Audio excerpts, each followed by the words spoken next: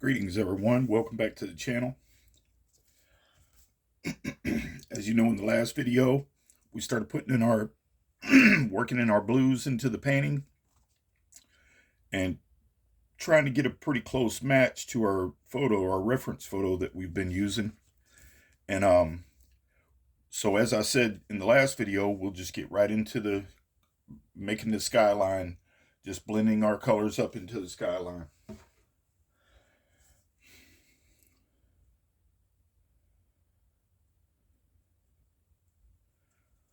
So far, the painting's looking really good.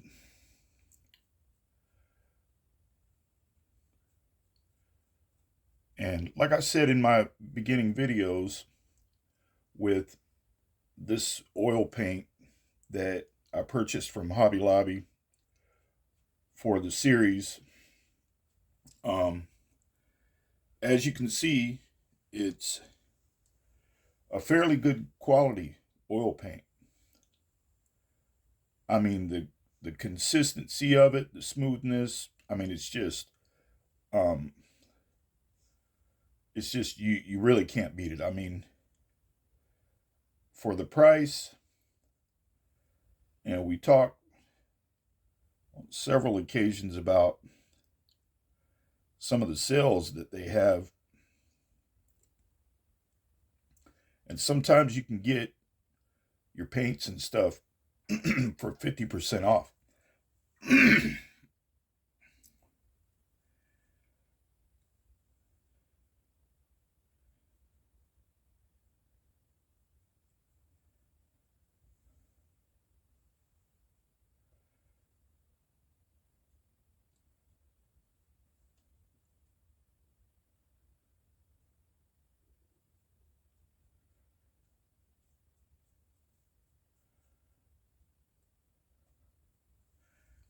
So what we're pretty much doing there is that the yellowish base that we put down for the skyline is kind of like, if we come in, as far as the blues go, they kind of go right in to a real light yellowish, bluish yellowish, and of course you start creating like a green effect to your blues. But that color was pretty close to being on point. So it's always good in the beginning, if you want to take your time to try to match your background base, the first layer of paint that you're going to put on your canvas, take the time to match it as closely as possible. It makes it easier as you go. But you got to remember this too: when you're doing Impressionism, you're not dealing with just one color to try to match up. So what you're trying to accomplish is putting many different hues, different tones into your painting to create the overall color that you're trying to accomplish, as far as a photograph, or any if you're painting out in the open. But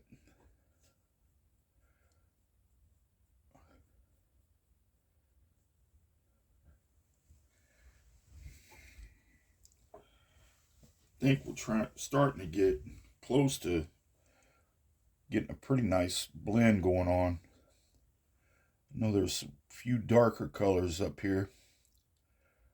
When I was looking in the photograph, I was studying it pretty close, and I was seeing a couple dark marks here and there. I don't want to get too carried away with it. So as I'm going,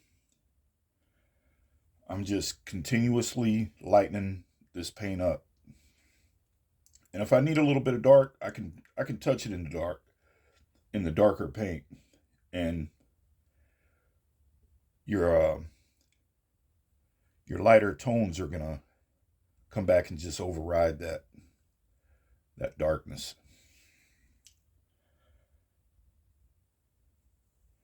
Like I said, we're not trying to, at this point in time, we know we have all the trees and the leaves and foliage that are in the photo. So we want to, it helps too if you try to, get your background, created pretty close to the, painting or the photograph, or, if you're out in the open painting, you want to get it pretty close before you start adding all of your trees, anything that's in the forefront of the painting. So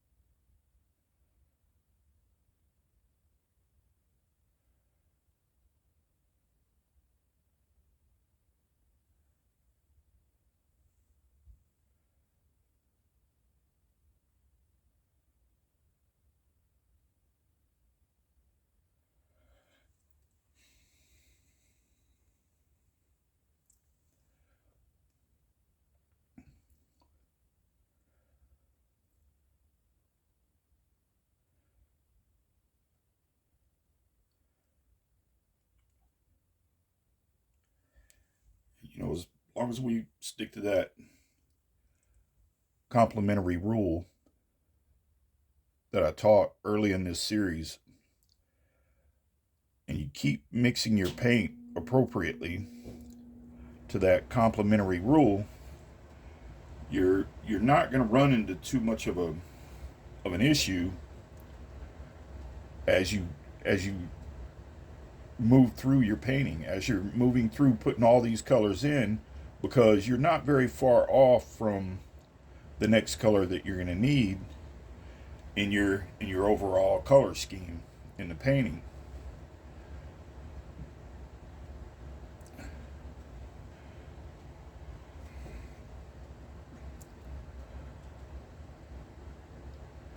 You can see how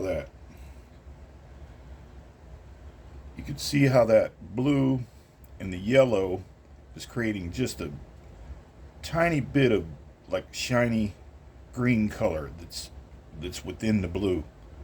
And I've always loved that color. It's a specific color to itself, kind of like teal, but it gives the blue like a shine.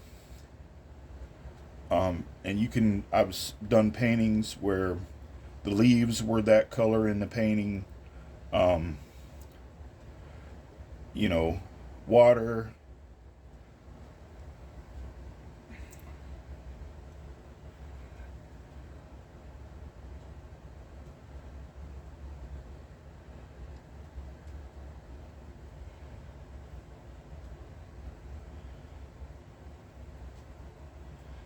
But I think after this, the best course of action would be at this point in time that we've gotten this far to getting our background in, we can start putting in a little bit of darks.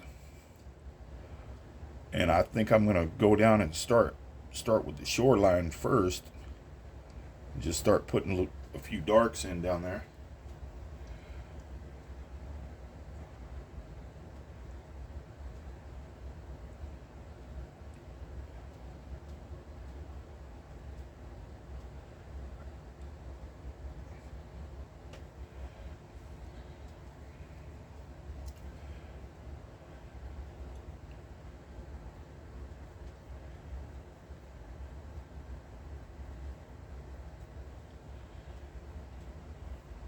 But it really doesn't take long.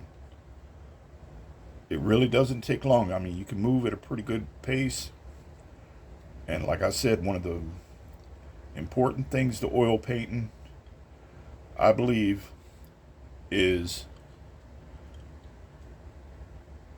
of course, your confidence, but you're going to be more confident if you're informed more about how to mix your paints.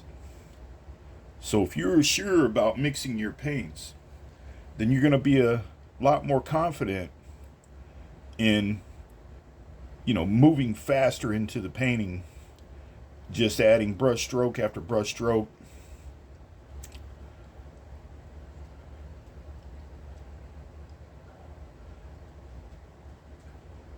And another thing I said in one of my other videos is when you do have your color scheme correct, it's going to catch your eye a lot better. And it's going to make your painting experience more fun, because that paint is actually catching your eye and it's pleasing to the eye.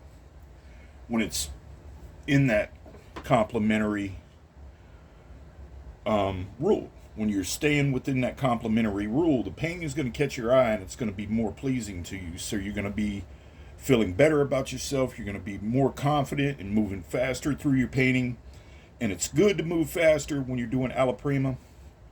That way you stay within your mix. You're not too far away one way to the other to the color that you're trying to create.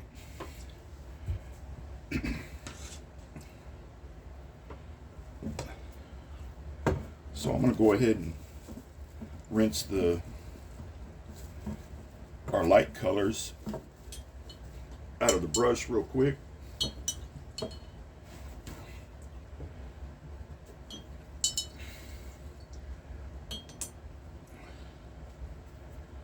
And here's the palette. I still have the same mix and the same complementary that we were using in the last video. And here's our dark. So we're going to just go ahead and try to go into this dark chromatic black. It's already mixed up. We're going to go into that, put a little bit of dryer in it, and start putting some dark highlights down here.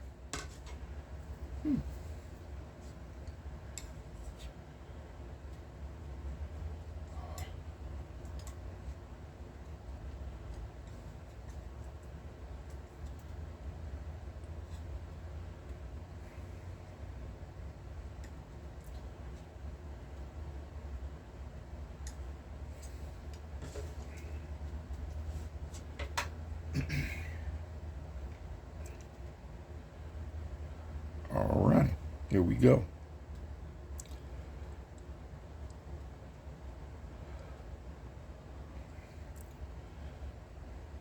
So you'll see just same brush marks.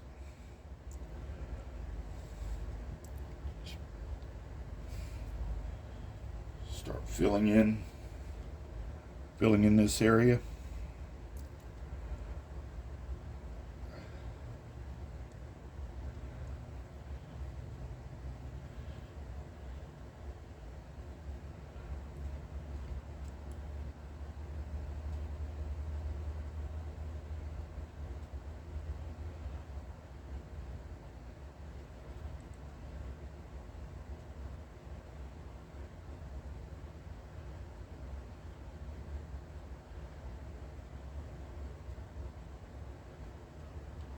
You might see me change my brush strokes just a little bit while I'm working on the earth area, the shoreline, because I want to try to keep the water. You know how the water ripples and you'll see the shiny, the sun shimmering off the water. You'll see the ripples. So you want to kind of keep those a little more straight. I mean, they don't have to be perfect. You can see I got some curved here and there. But when you step back from the painting, all of that's going to disappear. And, a thing about working with Impressionism, you never stand on top of an Impressionist painting. So what you're going to do is you're going to keep a distance by about 6, depending on the size of the painting. Anywhere from 6 to up to 12 feet away from the painting to actually see the phenomenon of the painting turn into like a real life. It'll look like a real life photo.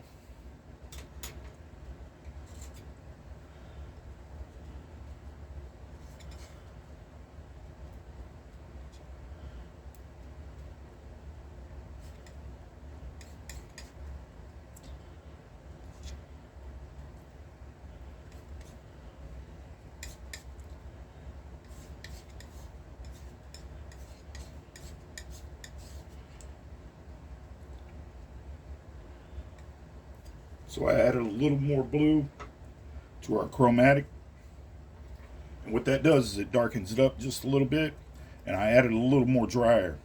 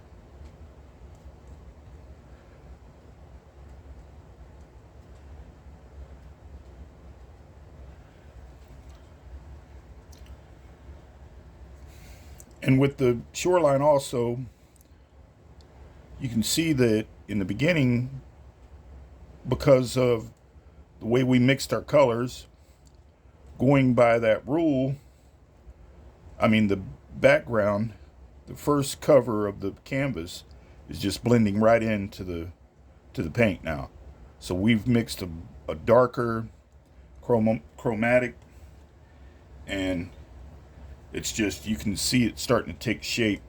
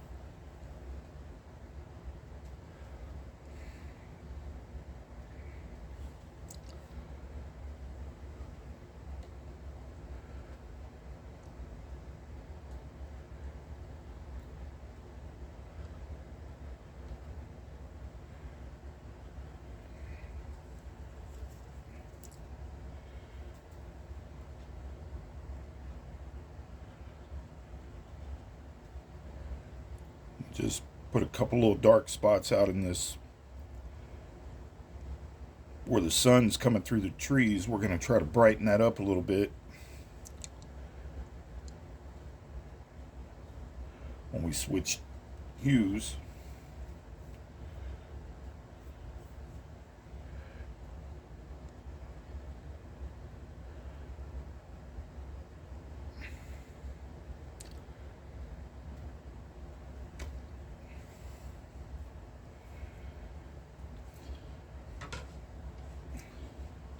And the painting's coming along really fine.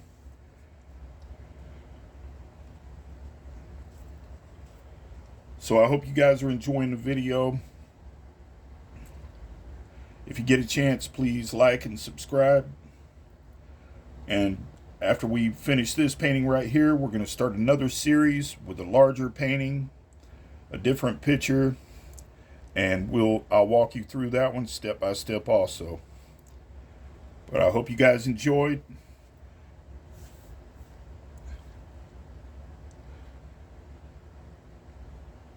And if you're starting to paint, stick with it. It's not as hard as you think it is. And this channel right here, I hope proves that. And I hope this painting, and as you walk with me through this series, that you've taken a lot of knowledge with you.